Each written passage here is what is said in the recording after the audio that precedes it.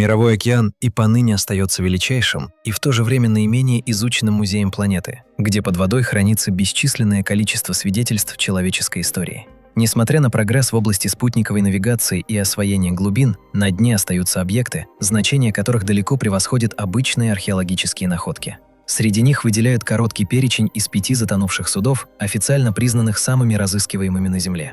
На протяжении многих столетий их следы пытались разыскать правители могущественных держав, ученые экспедиции и крупные частные компании. Большинство попыток оказались безуспешными. Огромные пространства морского дна изучены заметно хуже, чем поверхность Луны, и именно поэтому океан десятилетиями может скрывать остатки катастроф под толстым слоем ила и песка. Эти 5 кораблей превратились в морские легенды, и обнаружение любого из них мгновенно стало бы главной научной сенсацией века. Сейчас мы подробно рассмотрим один такой случай и поймем, что заставляет исследователей вновь и вновь возвращаться в бездну в поисках того, что многим кажется навсегда утерянным.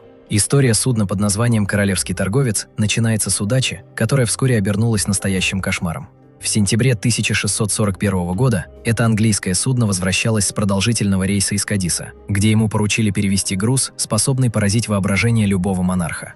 Испанцы наняли капитана Джона Лимрия для доставки жалований своим солдатам во Фландрию, так как их собственные галеоны постоянно подвергались нападениям. В трюм торговца поместили по минимальным оценкам не менее 100 тысяч фунтов золота, сотни тяжелых слитков серебра и десятки коробок с драгоценными камнями и жемчугом. По самым скромным расчетам историков, современная стоимость этого груза превысила бы более $1,5 миллиарда. Корабль оказался настолько перегружен драгоценностями, что его осадка достигла критической отметки, а корпус тяжело стонал при каждом движении штурвала. Капитан Лимбрия спешил вернуться в Лондон, надеясь на значительные комиссионные от сделки, но стихия распорядилась иначе. Как только судно приблизилось к берегам Корнуолла, погода резко испортилась, и старый деревянный корпус не выдержал такой нагрузки. Через рассохшиеся швы в трюмах начала поступать вода, которую матросы не успевали откачивать ручными помпами. Уставшие люди работали изо всех сил в течение нескольких суток, но уровень воды лишь рос, постепенно заливая ящики с богатствами. Критическая точка наступила в расстоянии приблизительно в 30 морских милях от берега, когда стало ясно, что тяжесть золота утягивает корабль вниз быстрее, чем его удается спасать. Рядом шло другое английское судно под названием Mayflower, которое пыталось подойти ближе, чтобы перетянуть часть груза, но бушующий шторм делал близкую операцию слишком опасной. Матросы на палубе видели, как волны непрерывно накрывают судно, и среди потока воды лежали богатства, способные купить большую часть страны. В один из моментов капитан Лимбрия принял тяжелое решение – выбирать между сохранением золота и спасением людей. Экипаж был вынужден экстренно покинуть тонущий корабль в шлюпках, пока королевский торговец медленно уходил под воду кормой вперед. Капитан покинул судно одним из последних и наблюдал с борта соседнего корабля, как его мечта о богатстве уходит в бездну. Судно затонуло очень быстро и практически вертикально, что создало условия, при которых груз мог остаться в одном месте на морском дне. На следующее утро поверхность океана была спокойна. Лишь несколько обломков дерева напоминали о недавней катастрофе. Английская корона была потрясена потерей таких средств, ведь эти деньги могли оказать влияние на исход надвигавшейся гражданской войны. Поиски начались практически немедленно, но тогдашние технологии не позволяли опускаться на большие глубины. Глубже 100 метров было недостижимо для тех инструментов. Сегодня королевский торговец в разговорах называют «золотым Эльдорадо Ла-Манша», и его розыск превратился в настоящую лихорадку. Основная проблема заключается в том, что район крушения известен лишь приблизительно, и сами эти места покрыты сильными течениями и скалистыми выступами. Многие искатели приключений тратили свои состояния на аренду сонаров и глубоководных камер, однако море, кажется, играло с ними в прятки. Иногда местные рыбаки своим уловом поднимали старинные якоря или рваные канаты, что давало ложную надежду на близость к основному кладу. В 2019 году одна из поисковых групп заявила об обнаружении огромного якоря весом в несколько тонн, который по всем признакам мог принадлежать именно королевскому торговцу. Новость вызвала бурю в прессе и привлекла новых инвесторов, готовых вкладывать миллионы в современное оборудование.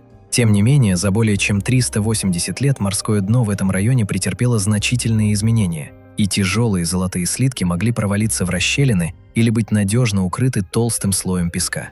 Океан надежно запер сокровища, а коварные приливы и сильные течения словно стерегут его. Каждая новая экспедиция сталкивается с тем, что видимость на глубине практически нулевая, а мусор и обломки от современных судов сбивают с толку чувствительные датчики. Некоторые исследователи даже говорят о проклятии этого золота, потому что многие, кто близко подходил к разгадке, внезапно сталкивались с поломками оборудования или финансовыми крахами. Таким образом, королевский торговец остался не только исторической утратой, но и символом непростых отношений человека с океаном. Место, где богатство может оказаться последним притоном надежд и где прошлое по-прежнему хранит свои тайны под толщей воды. Каждая новая попытка найти его напоминает о том, насколько мало мы знаем о глубинах и как много еще хранится в молчаливых недрах Мирового моря. Тем не менее, приз в $1,5 миллиарда снова и снова манит людей в океан. Королевский торговец остается самой желанной добычей для каждого водолаза, потому что один найденный слиток способен обеспечить человека на всю оставшуюся жизнь. Интрига вокруг этих кораблекрушений не утихает, и многие надеются, что следующий технологический скачок в робототехнике наконец позволит поднять на свет то, что когда-то предназначалось для оплаты целых армий. Следующим в нашем списке идет португальский гигант по имени Флёр де ла Мар, что в переводе означает «цветок моря». Этот корабль по праву считался одним из самых красивых и одновременно самых невезучих судов своего времени. Построенный в Лиссабоне в начале 15 века, он выглядел необычно для своей эпохи и по размерам, и по мощи. Судно весило более 400 тонн и имело очень высокую палубу, что придавало ему вид плавучей крепости. Однако у такой массивной конструкции оказался серьезный недостаток. Корабль был крайне неустойчив при сильном ветре и часто пачками набирал воду бортами. Несмотря на технические слабости, «Цветок моря» исправно служил португальской короне в течение 9 лет и постоянно участвовал в захватах новых колоний на Востоке. Его последним заданием стал поход на богатую Малакку, тогдашний главный торговый узел Азии. После взятия города португальцы загрузили трюмы богатствами, каких Европа до того не знала. Там оказались сотни тяжелых кованых сундуков, доверху набитых золотым песком, слитками и драгоценными камнями, вынутыми из дворца султана. Кроме того, на борт поместили бесценные дары от короля Сиама, в том числе полноразмерные статуи из чистого золота с глазами из громадных рубинов. По сохранившимся документам того времени, этот груз считался самым дорогим из всех, что когда-либо перевозили португальские моряки. В конце ноября 1511 года адмирал Афонсо де Албукерке отдал приказ снимать якорь и держать курс на Индию. Путь пролегал через Малакский пролив, который сегодня считается одним из самых опасных участков для судоходства из-за узких проходов и непредсказуемых течений. Сначала погода была благоприятной, но это спокойствие оказалось лишь перед бурей. Ночью над перегруженным судном у берегов Суматры разразился страшный шторм и застал экипаж врасплох в тот самый момент, когда корабль проходил мимо острых рифов. Огромные волны ударяли по высокому борту, и «Цветок моря», имевший плохую остойчивость, быстро вышел из-под контроля. Мощный удар о подводные камни буквально разорвал корпус на две части, и ледяная вода мгновенно хлынула в трюмы с золотом. Адмирал сумел спастись на небольшом плоту, но почти весь экипаж и все накопленные сокровища ушли на дно в считанные минуты. Место крушения находилось совсем рядом с берегом, однако глубина и мутная вода, перемешанная с илом после шторма, сделали немедленную спасательную операцию невозможной. С тех пор «Цветок моря» стал главной целью для искателей приключений со всех концов света. Стоимость его груза сегодня оценивают более чем в $2 миллиарда, и это только подогревает интерес к поискам. Загадка кораблекрушения в том, что точное место гибели судна до сих пор является предметом жарких споров. Океан в этом районе постоянно меняет рельеф дна, нанося толстые пласты песка и ила, смытые в море реками. И это надежно прячет следы древних судов. Многочисленные экспедиции, применявшие современные радары и гидролокаторы, чаще находили пустые обломки более поздних кораблей, чем следы искомого флагмана. К тому же политическая ситуация в регионе серьезно осложняет поиски, поскольку Индонезия, Малайзия и Португалия до сих пор не пришли к согласию относительно того, кому будут принадлежать найденные сокровища. Эта неопределенность породила атмосферу секретности, и некоторые так называемые «черные дайверы» пытаются проводить поиски нелегально, рискуя свободой и жизнью.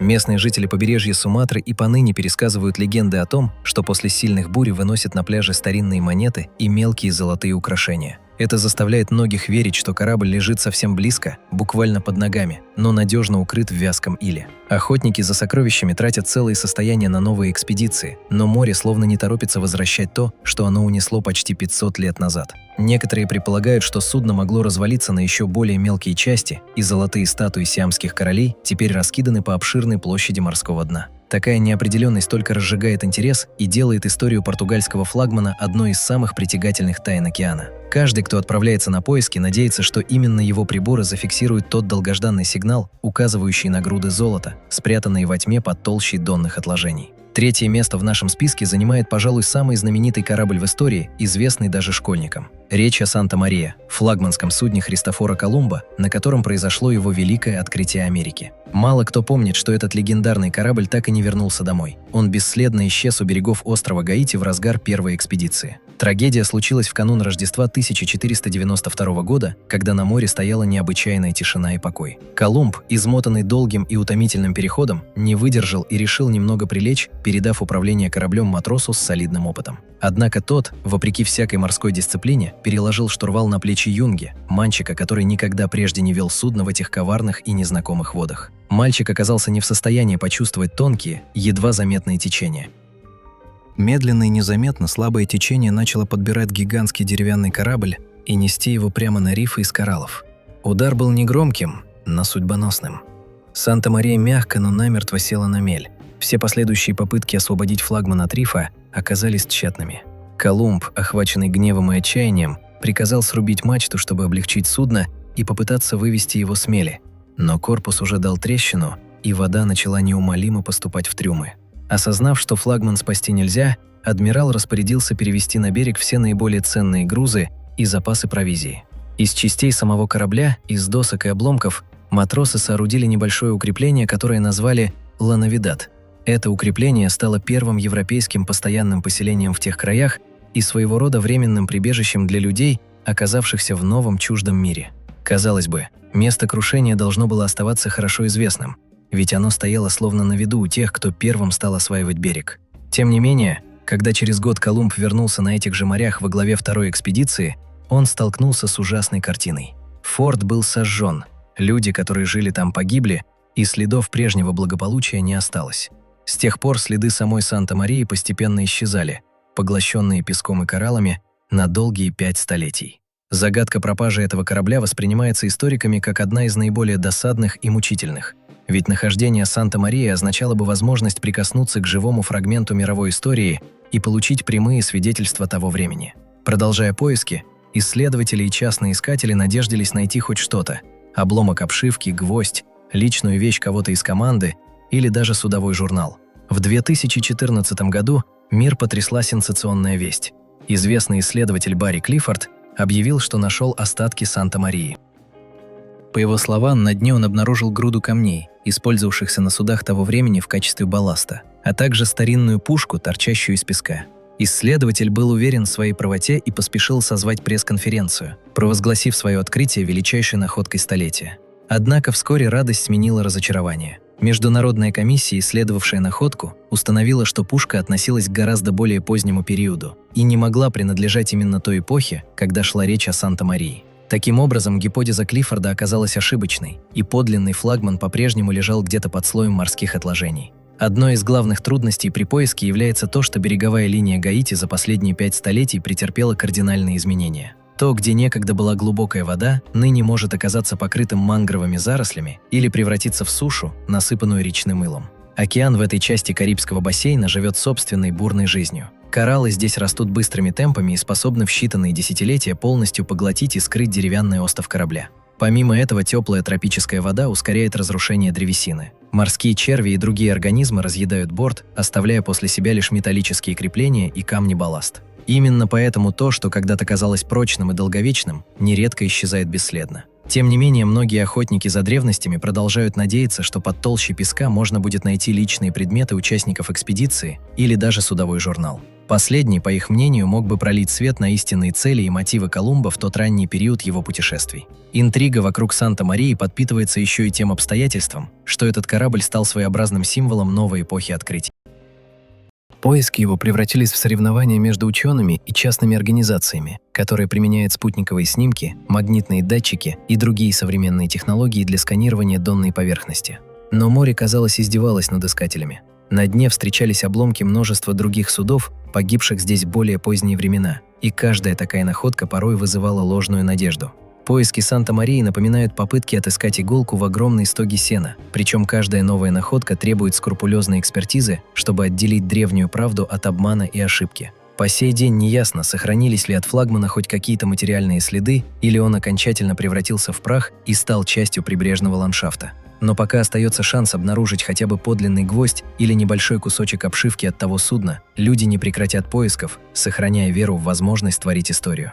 Четвертая история переносит нас из соленых океанских просторов в холодные пресные воды Северной Америки и открывает одну из самых загадочных страниц мореплавания на Великих озерах. Корабль по имени Грифон, или просто Грифон, стал первым крупным парусником, который отважился выйти в воды Великих озер в 1679 году. Его создал французский исследователь Лассаль, помышлявший о том, чтобы найти короткий путь к Китаю через сеть обширных внутренних морей. Для тех мест Грифон был подлинным чудом техники и смелости. Судно имело 2 мачты и мощные борта, украшенные резной фигурой мифического существа с головой орла и телом льва, что усиливало его эффектное и внушительное присутствие на воде. Местные коренные жители смотрели на этот плавучий дом с недоверием и страхом. Они предрекали кораблю скорую гибель, будто внутреннее предчувствие говорило им о том, что искусственный великан не впишется в суровые условия озер. В сентябре того же года Лассаль отправил судно обратно из залива, нагруженное доверху ценными мехами бобров и других животных. На борту находились 6 опытных моряков. Их задачей было доставить груз в форт и расплатиться с крупными долгами, образовавшимися у экспедиции. Сам Лассаль остался на берегу и с тревогой наблюдал, как белые паруса тонут за горизонтом озера Мичиган. Это был последний раз, когда Грифона видели в живых. Больше о судьбе корабля и его команды не поступало достоверных сведений. Практически сразу после отплытия над озером разыгрался сильнейший шторм. По словам очевидцев, его сила была такова, что могло показаться, он перевернет даже столь крепкое судно. Именно в этом и заключается одна из главных тайн. После ураганного удара поисковые отряды, осматривавшие берега и акваторию, не нашли ни единого обломка, ни одной выброшенной на воду бочки или куска ткани, тех признаков, которые обычно остаются после крушения. Это необъяснимая пустота и породила множество версий и догадок, но окончательное объяснение так и не получено. Корабль словно исчез вместе со всей командой и с ценным грузом мехов, которые в ту эпоху стоили целое состояние. Лассаль до конца своих дней был убежден, что его предали. По его версии, матросы просто захватили судно, ушли к индейцам или выгодно перепродали товар другим торговцам, а затем сознательно отправили корабль на дно. Существует и более мрачная интерпретация событий, которая до сих пор будоражит умы любителей тайн и мистики. По одной из таких версий, Грифон попал в некую аномалию, подобных которым на Великих озерах, как уверяют рассказы, не меньше, чем в Бермудском треугольнике. Местные предания мелодично шепчут о призрачном судне, что иногда появляется в плотном тумане. Оно бесшумно скользит по воде с разорванными парусами и растворяется в дымке, стоит лишь кому-то решиться подойти к нему ближе. За последние 100 лет сотни людей утверждали, что нашли остатки легендарного корабля на дне Мичигана или Гурона. Поиски Грифона превратились в своеобразную народную забаву, в которой любой кусок старого дуба немедленно провозглашают фрагментом того самого флагмана. Однако каждое такое открытие в итоге подвергается детальной проверке и оказывается обломком какого-то другого судна. А ведь за прошедшие века в этих водах затонуло несколько тысяч кораблей. Озера крайне неохотно раскрывают свои тайны, и холодная пресная вода способна буквально законсервировать дерево так, что оно выглядит практически новым даже спустя столетия. Драматичный пример этой хитрости природы произошел в 2014 году, когда 2 охотников за сокровищами из Мичигана вытащили из донного ила странный деревянный шест в районе, где, по преданиям, исчез Грифон. Они были убеждены, что это остаток мачты, и даже инициировали судебный спор с государством за право собственности на находку. Однако, когда подводные археологи очистили предмет от песка и ила, выяснилось, что это было всего лишь старое бревно от разрушенного пирса XIX века. Этот случай стал еще одним горьким напоминанием о том, как коварен и обманчив может быть поиск в этих водах. Охота за Грифоном продолжается и по сей день. Энтузиасты оснащают лодки мощными магнитными сканерами и беспилотниками, прочесывая квадрат за квадратом дна в тщетной надежде обнаружить нечто значимое. Главная трудность заключается в том, что дно озер буквально усыпано железными предметами от куда более современных катастроф, и именно этот железный хлам создает постоянные помехи для приборов. Тем не менее, интрига не угасает, ведь если Грифон когда-нибудь окажется найденным в относительной целостности, это станет важнейшей археологической сенсацией для всего региона. В его трюмах могли бы сохраниться не только меха, ныне лишь обрывки истории, но и уникальные инструменты, личные вещи первых исследователей, а возможно и ключ к разгадке того, что же действительно происходило на борту в ту роковую ночь. Была ли это ошибка навигации, мятеж или нечто, что нельзя объяснить привычной логикой, Узнать мы сможем только в тот момент, когда одно из озер решит поведать свою главную тайну.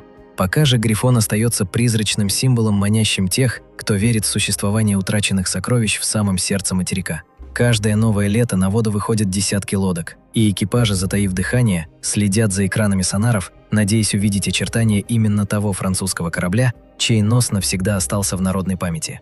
Завершает нашу череду рассказов история португальского галеона под именем Ласин-Клягас, которая в переводе означает «пять ран».